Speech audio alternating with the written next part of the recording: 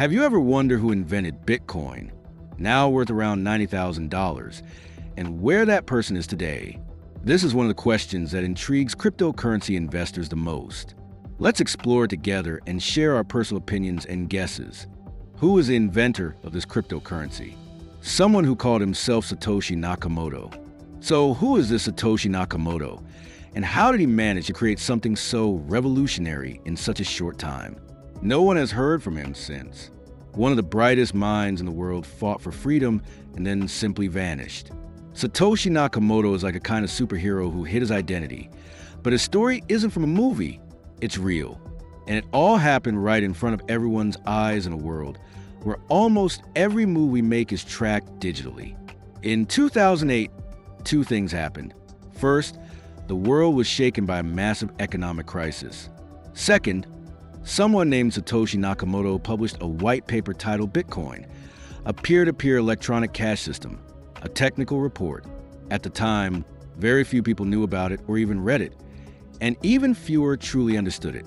A year later, Nakamoto released Bitcoin's open source code. Thanks to the power of open source, the system first spread slowly, then gained tremendous momentum across the globe. Nakamoto existed only digitally. We know him only as the author of that document, through a limited number of messages and forum posts sent from a single email address. In those communications, he focused exclusively on technical topics. The only personal information we have comes from a profile he created on a website, archived in 2012, which states that he is a 37-year-old male living in Japan. That would make him about 50 today. Of course, as we all know, creating a fake profile on the internet is easier than almost anything else, so the accuracy of this information is highly questionable. From his messages, we can tell that his English was excellent. His choice of words, such as bloody hard and other British idioms, suggests he preferred the variant of English used in the United Kingdom. Another clue caught in his messages is the double space he consistently left after periods. Normally, people leave one space after a period or sometimes none at all, but consistently using two spaces is a notable and consistent quirk. There's another clue that seems almost deliberately left behind. Let me show you Bitcoin's very first code block, the Genesis block. As you know, Bitcoin is built on a blockchain system. You can think of blocks as pages in a book. If Bitcoin is an ever-expanding book with new pages constantly added, the Genesis block is its very first page. Hidden inside the code of that first page is this sentence: Chancellor on brink of second bailout for banks. This is a headline from a British newspaper. By embedding this sentence in the very first code, he not only provided a kind of timestamp, but also gave a clear hint about his views on the banking system and the modern global financial order. It's not hard to conclude that the person behind this knew both coding and the financial system extremely well. Yet despite all these traces and the ideas we formed from them, no one has ever found concrete proof of his identity. Nakamoto naturally left some digital footprints through his interactions, but even the most powerful analytical tools have failed to uncover definitive evidence of who he is. Nevertheless, journalists, academics, and curious enthusiasts like us around the world continue to speculate about the identity of this legendary figure behind Bitcoin. Over the past decade, certain names keep coming up in the many theories that have emerged. In this video, I'll tell you what we know about those names, and at the end, I'll share my own personal conclusions. You can decide for yourself which one might be Nakamoto, and we can discuss it together in the comments. Hal Finney, the name that tops almost every theory list. He was like a character straight out of a cyberpunk novel or movie. He was deeply active in the fight for privacy, freedom, decentralized structures, and financial autonomy in the digital age. He was also the first person to ever receive Bitcoin. Nakamoto sent it to him directly. He was among the very first to read and fully grasped the importance of the white paper I mentioned earlier. Undoubtedly, in the earliest days on the Bitcoin Talk forum, Hal Finney helped Satoshi fix bugs and improve the code. According to stylistic and analytical studies of Nakamoto's written communication conducted by Ola and Associates, Finney's language use showed notable similarities with Nakamoto's. However, Hal Finney consistently denied the claims that he was Satoshi Nakamoto. Moreover, He was diagnosed with ALS in 2009 and passed away from the disease in 2014. So if this theory is true, the inventor of Bitcoin is no longer alive. If it's false, then one of the people most likely to have known Nakamoto's true identity is unfortunately no longer with us. Our second candidate, Dorian Satoshi Nakamoto. Yes, you heard that right. This person's real name actually includes Satoshi Nakamoto. In 2014, Newsweek magazine claimed that this Japanese-American man named Dorian Nakamoto was the real Satoshi. Beyond the name, there were initially some striking similarities. First and foremost, his real name is Satoshi Nakamoto. He studied physics at Cal Poly, worked as a systems engineer on defense projects, and later did computer engineering for technology and financial information services companies. Imagine having Satoshi Nakamoto on your official ID, with an education and career background that perfectly fits the skills needed to create such technology. The Newsweek article pointed to his libertarian leanings, Japanese origins, and the fact that he lived just 2 blocks away from Hal Finney as evidence that he was Bitcoin's founder. Yes, both our previous candidate, Hal Finney, and this candidate, whose real name contains Satoshi Nakamoto, lived in the same neighborhood, only a few blocks apart. Of course, one could speculate that I might have seen his neighbor's name somewhere and borrowed it. After all, it's a pretty cool and mysterious name, isn't it?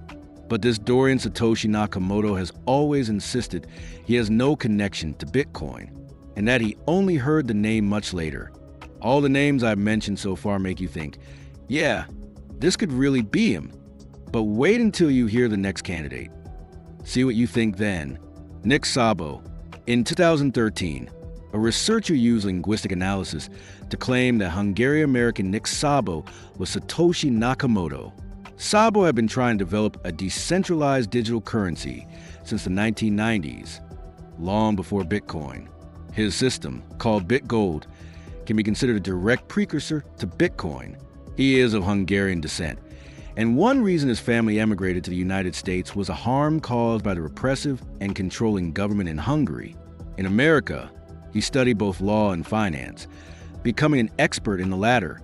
In one message, the Bitcoin address he provided used the initials N and S, which read backward become SNN, the initials of Satoshi Nakamoto.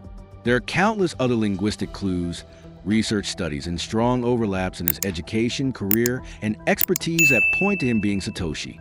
Szabo has openly and continues to deny these claims. Another figure in our lineup is Craig Stephen Wright, perhaps the most controversial and distinctive of all potential Satoshis.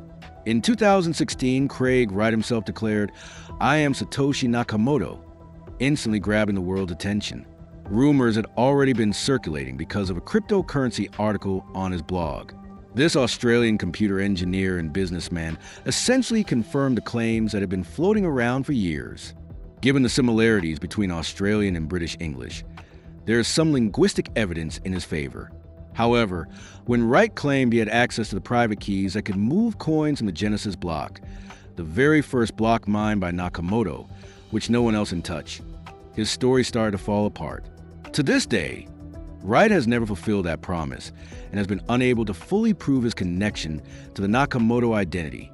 In the Bitcoin community, there are people who fiercely believe and defend that he really is Nakamoto, and others who call him a fraud.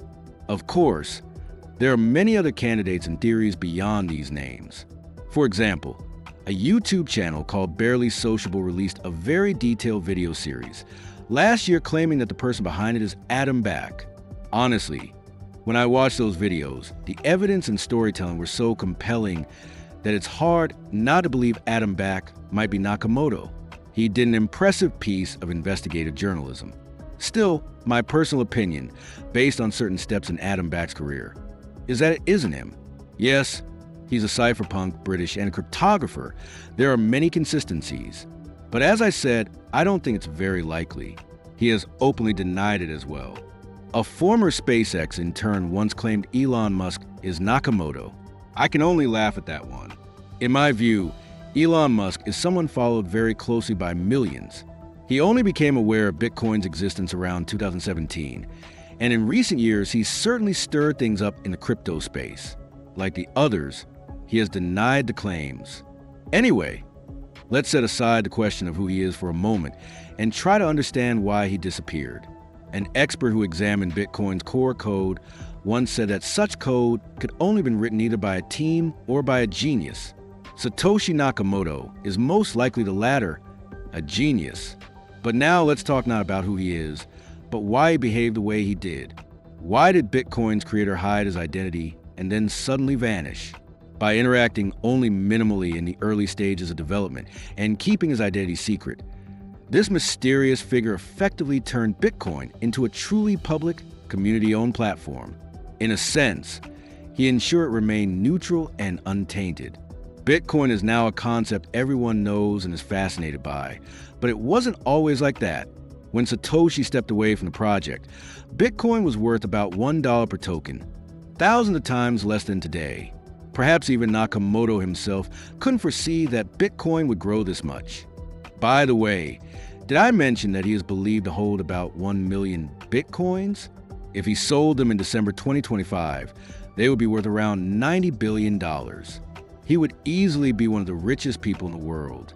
Potentially, that is, because he has never touched that wallet. He never cashed in on that wealth. Maybe he really is a kind of superhero, an extraordinarily honest individual in a capitalist age, displaying a level of moral integrity rarely seen. Or maybe he simply forgot the password to his Bitcoin wallet and now watches videos like this, either laughing to himself or despairing in silence somewhere. In either case, we'll probably never know for sure. One thing is certain.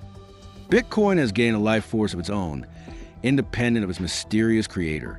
And regardless of who Satoshi Nakamoto is, Bitcoin will continue to shape the financial world of tomorrow. Perhaps not knowing the identity of its inventor is the best thing for us. Of the people I mentioned in this video, who do you think is the strongest candidate? Let me know in the comments. Let's see which name gets mentioned the most. Thank you for watching all the way to the end. See you in another video about figures who have shaped the world of finance. Don't forget to visit my channel and subscribe.